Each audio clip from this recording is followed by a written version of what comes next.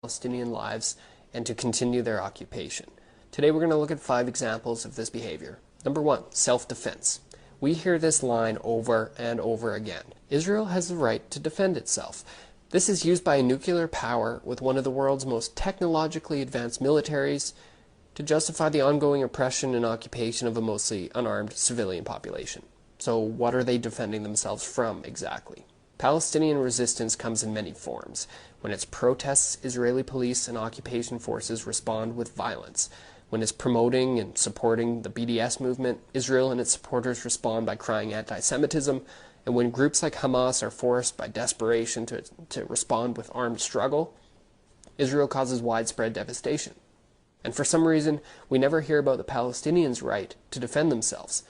But in fact, they do have that right, and it's guaranteed under international law. United Nations Resolution 37/43, and I quote, reaffirms the legitimacy of the struggle of peoples for independence and liberation from colonial and foreign domination and foreign occupation by all available means, including armed struggle, end quote.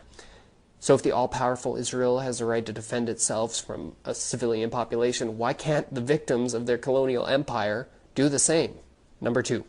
Terrorists. Israel, with the support of the mainstream media all over the world, covers the Palestinians with a blanket statement of they're terrorists.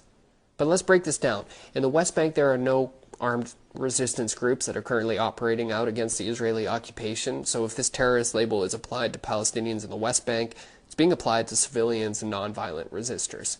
These are not terrorists. In Gaza, there are armed resistance groups operating, but a majority of the population there are civilians. In fact, 50% of them are children.